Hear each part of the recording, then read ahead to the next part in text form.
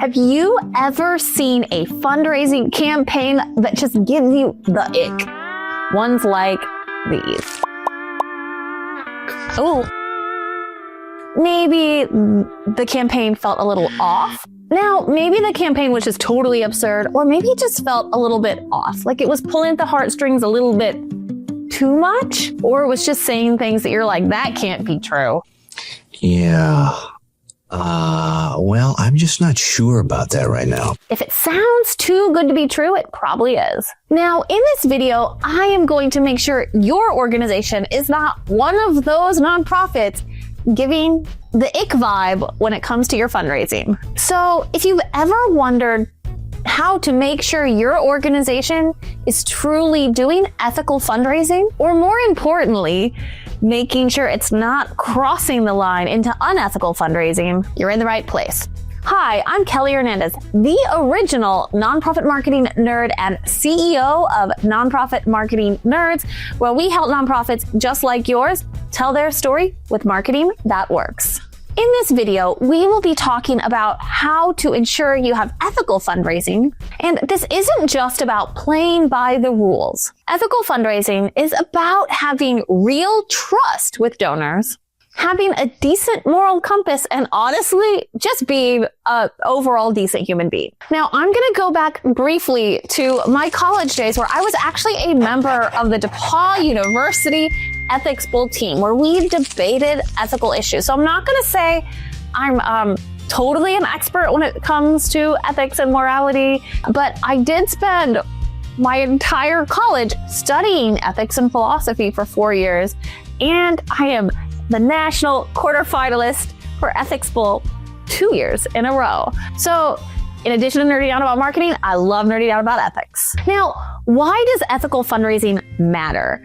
In our field, the nonprofit sector, where most of our work is about helping others or continuous improvement, I hope this goes hand in hand with doing what's right. Doing what's right, what's moral, what's ethical. And we do think about ethics a lot when we come to who are the people we serve and what should we do in programming to best serve them. We're often making ethical decisions. But somehow, sometimes when it goes to we call it carpet land or administration, that ethical moral compass kind of gets lost.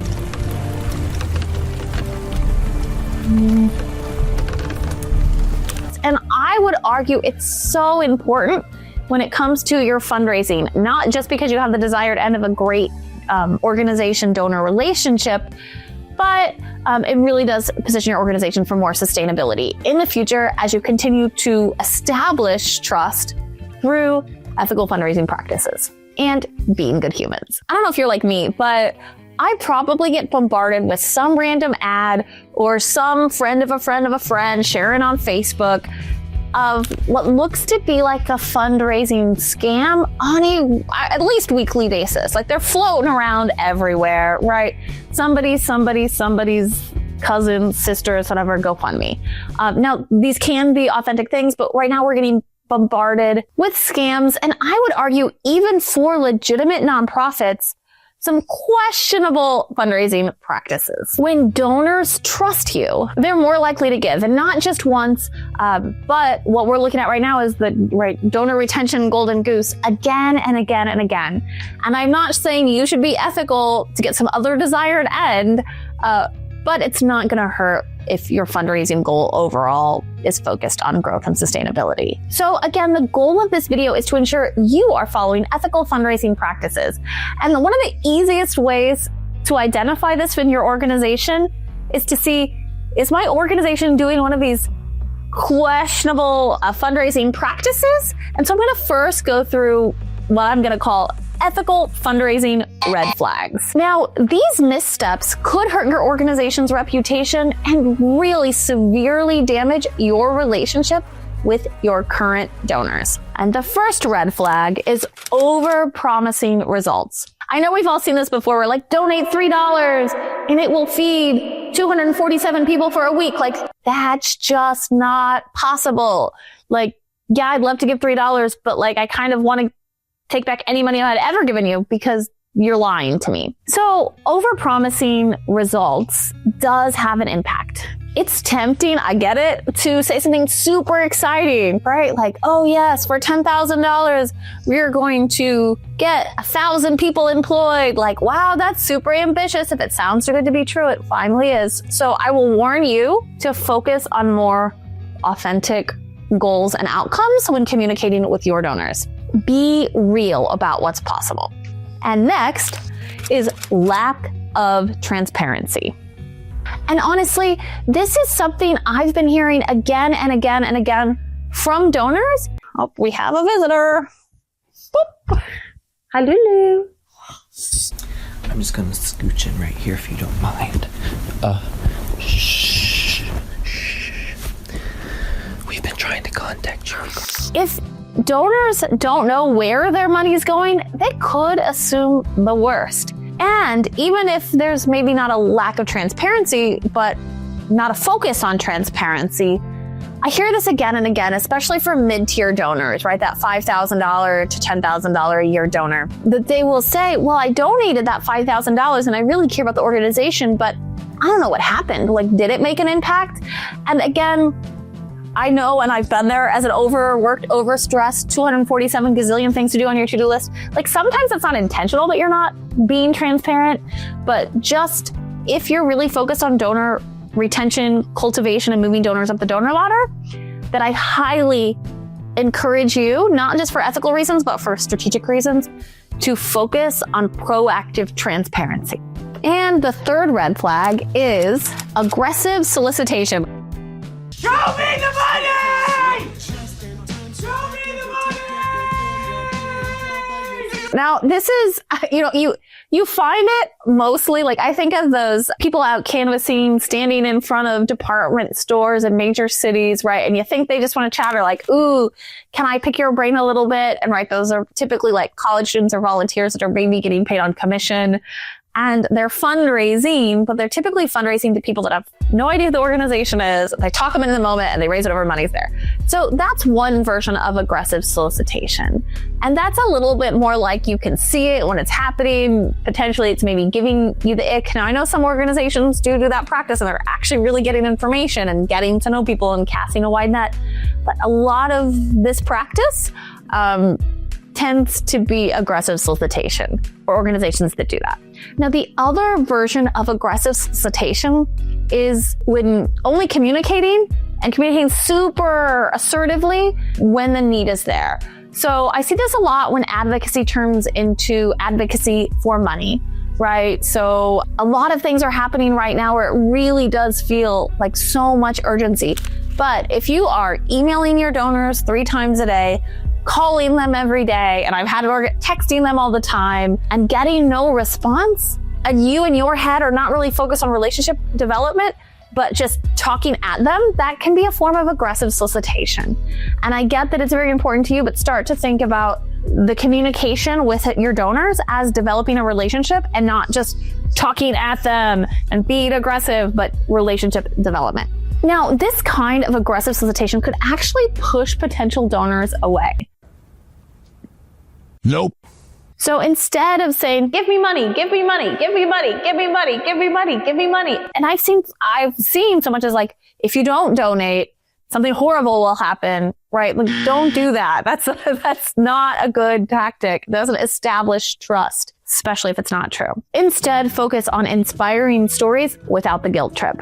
And the last red flag, and again, if your organization is doing any of these, forgive yourself, but be better. The last red flag is misrepresentation of impact. And I see this all the time. Well, how can we redoctor our numbers to make it seem like we're making way more impact than we are? Or how can we best package things where it seems the most impressive, even if it's not true? The same can be true about telling impact stories in making it way more dramatic than it actually is. And I've seen this happen. We're like, well, that kid, improved 3 years in math performance in just a year.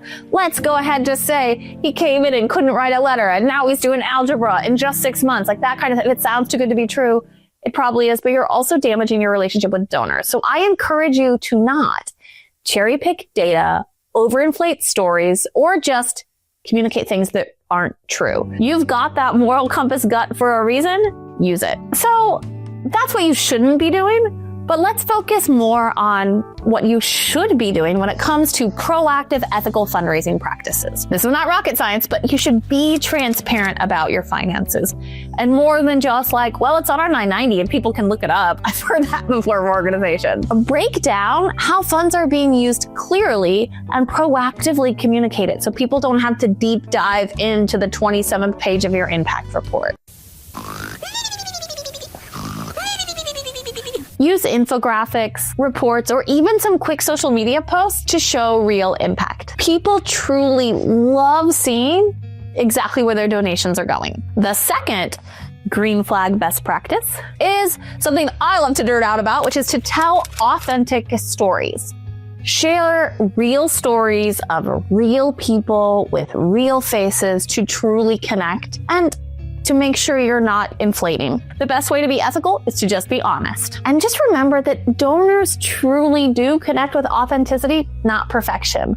So even if things aren't going well or you're hitting a stumble block, that doesn't mean you can't share or tell. That maybe is a time where you can talk about the stumbling block and engage your donor base in your organization or in a specific person's journey. Next green flag is to, if you haven't already, start to redefine your relationship with your donors. Your donors are not pocketbooks of money and empty wallets of cash. Your donors are truly partners in fulfilling your mission. Invite them to events, maybe host Q&As, and share some of the behind-the-scenes updates that maybe only your current donors get to see. The more involved they feel and the more they get insight into the true core of your organization, the more invested they'll be. The next green flag is to set realistic goals. Instead of flashy, impossible promises, make sure to set goals that you know the donors will see come into real life. Even small wins do build long-term credibility. And finally,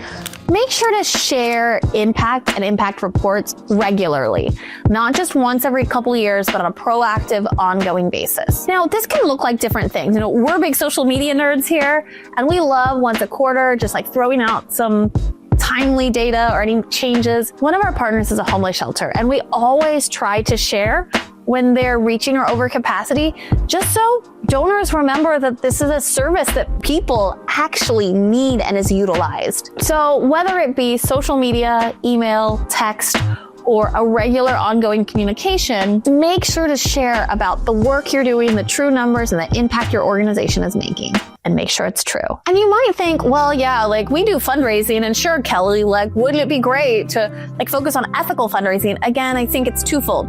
Being a good person, bonus number one. Being a good person and actually having donors trust you more and probably retain more donors and probably raise your more money, bonuses 2, 3, and 4. So there are a lot of reasons to focus on ethical fundraising, more than just being a good human. That was my soapbox.